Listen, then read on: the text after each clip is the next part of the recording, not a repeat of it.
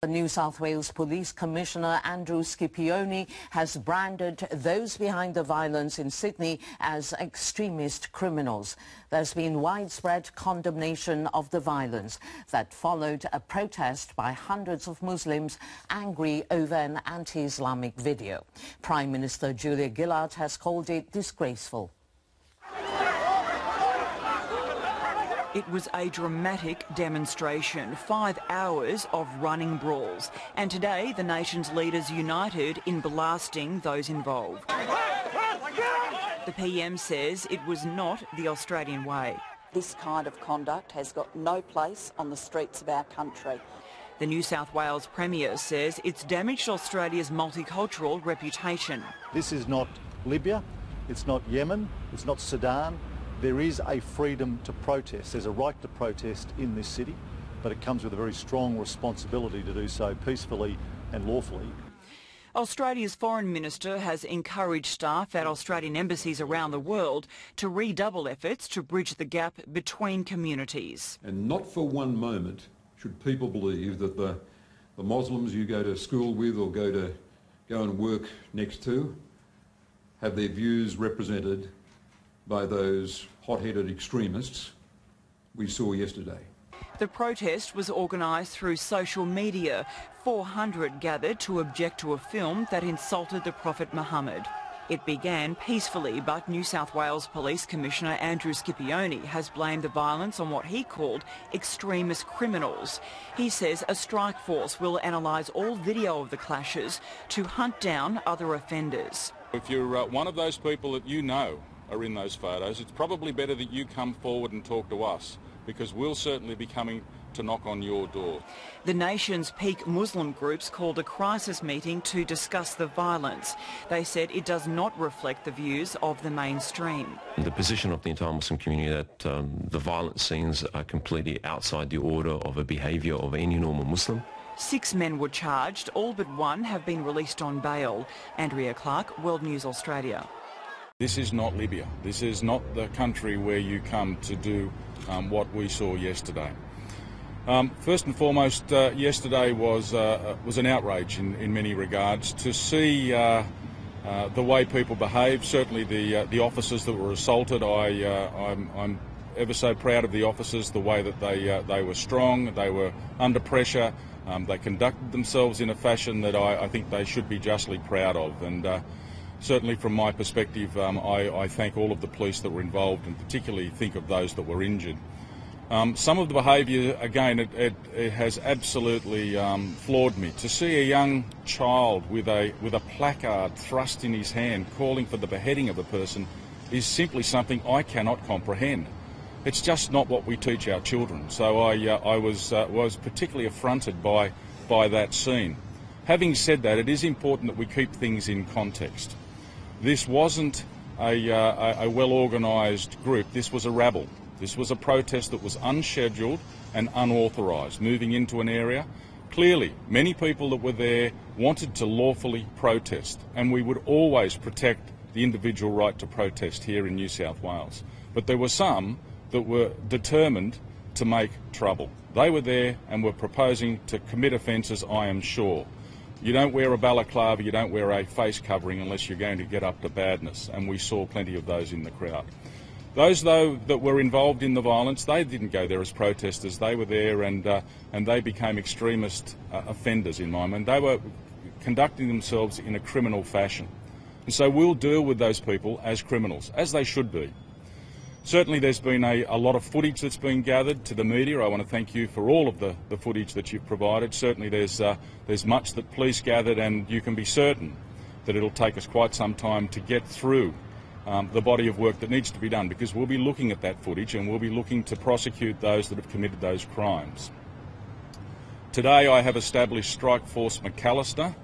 McAllister is a gathering together of police from the Central Metropolitan Region, from the Southwest Metropolitan Region, and specialist commands, including State Crime Command. Their job will be to analyse the material, to look at what it is that we have in our possession, and to ensure that those that are responsible, where there is prima facie evidence, that they will be dealt with, that they'll be put before a court and we'll let the courts deal with them. Now, if you're one of those people that you know are in those photos, it's probably better that you come forward and talk to us, because we'll certainly be coming to knock on your door. So if you do know that you're involved, if I would call on you, come forward, ring Crime Stoppers, come and talk to a police officer in a police station. Basically, come and talk to us before we talk to you. Certainly, the behaviour that we've seen over the last 24 hours, particularly during the course of yesterday afternoon, is something that we all feel offended by. It's abhorrent, and I'm pleased to see the wider Islamic community and leaders within that community come out today and in such strong terms condemn the violence. To those leaders, to the general Islamic community, I want to thank you for your responsible handling of what has been a very bad incident. No one's benefited from this. In fact, I think that this has been an afternoon that has cost a lot of people certainly much in terms of the ongoing relations. My position is that those that have come out and condemned the behaviour, we should be applauding them, and so for them I want to thank you. And just in closing again, I would like to praise the police. I think they did a wonderful job. I have with me today Superintendent Mark Walton. Mark spoke to the media yesterday. Certainly if there are any more operational questions, if there is anything that we need to drill down into for you within the limits of what we can talk about, Mr Walton is here as well. I'm happy to take questions, or if there is a need we can go straight to Mr Walton. Is it good enough that police... That officer unconscious, dragged out of the crowd, bleeding, and the bottles being thrown, officers being punched? What did you make of that when you saw that? Oh, well, I'm probably the wrong person to ask. It got me very cranky. No police officer should have to go to work and expect this to happen. And to see those scenes, it shows just how violent that exchange was. Commissioner, are you preparing for any sort of follow-up? Sorry, again? Are you preparing for any sort of follow-up protest as a result? Well, look, we are. We're certainly well prepared, and for those that might not heed the call of the Islamic leaders, even as recently as this morning, and decide that they're going to play up a game, well, you can be assured that we're waiting. We will deal with you. This is a no-nonsense engagement. If you want to act like you are extremist criminals, we will treat you like you're extremist criminals.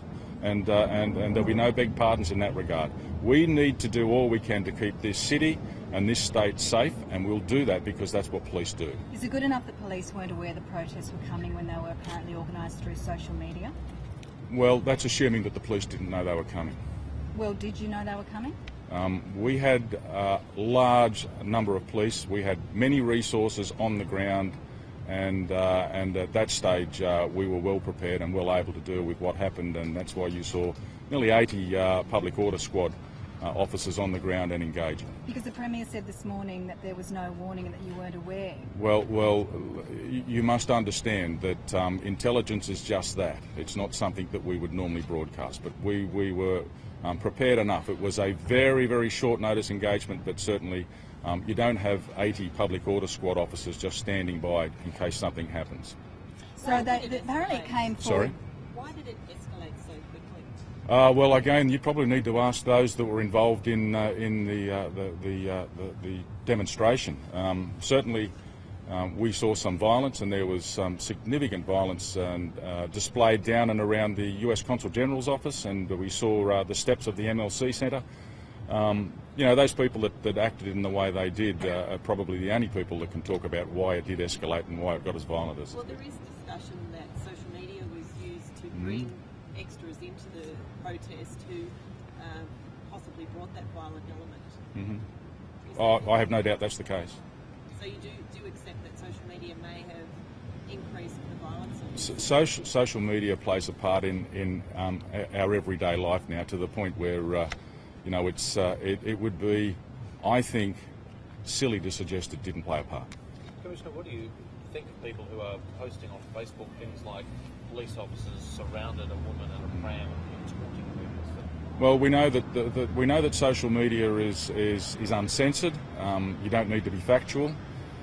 It's almost in many regards the Badlands, because you simply can post whatever you want. You can lie. You can deceive, and you know, often we see that.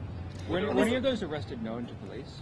I don't have that information. Perhaps Mr. Walton might answer that for you. But I think there's been 8 arrests and 1 juvenile has been cautioned.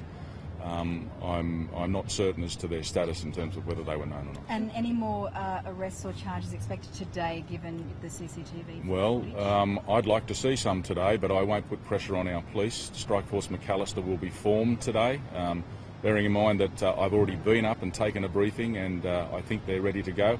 But look, there may well be. I'd like to think that many of those that were involved would simply come in and talk to us, and simply we'd process them, give themselves up. And is that realistic? well, look, put it this way: if I was sitting in their shoes right now, I'd do it. Commissioner, you mentioned that you've spoken to Islamic leaders about condemning any further protests. What about retaliatory protests? People that aren't in the Islamic community that may be angered by what they saw? Well, again, as I've said, and I've said this on many occasions, the law applies equally to everyone. If you act in an extreme violent way and you commit an offence, it doesn't matter who you are or where you are from. We will deal with you as an offender. And so we won't be in any way discriminating one against the other. My advice is that retaliatory attacks would be just as stupid as the initial incident. So we certainly would be suggesting to everyone that they just stop. I just want to call the community to calm. As I've said, this is not an enormous an event. This is a protest that turned violent, nothing more. Of the 300 or 400 or so that were there protesting overall, there was but a relative few that caused most of the trouble. We'll deal with those, and we'll ensure that we deal with them very firmly. But in terms of anyone else committing offences in retaliation, that would be a very silly act. We'll deal with you. In terms of those relative few, would police already have some people in mind? Look, again, there is a strike force that's been set up. Let's not preempt what they will do, but certainly they'll be cracking on as quickly as they can. And just to clarify, so you're totally satisfied with the police response? You say you had intelligence that this was about to blow up? What I've said is that we had sufficient numbers on the ground to deal with this. That was based on preparation that was put in, and from my perspective, I think the numbers were right yesterday, and certainly I'm very pleased with the way police conducted themselves. I think they showed enormous restraint, considering some of the injuries that some of the officers received. And that was based on social media? Look, I'm not going to talk to you about intelligence. Media? I think I've made it pretty clear. Intelligence is not they're something I share. being asked today. And that's fine, and you can ask a question. I don't have to give you an answer. Well, from what point were the 80 public order squad on standby? Yesterday they were placed on standby. That a protest? Well, again, you need to understand that we won't run out tactics in terms of how we do what we do, because we may need to draw down on them again. Please be reasonable. Understand that we're not going to actually start talking about how we prepare or why we prepare.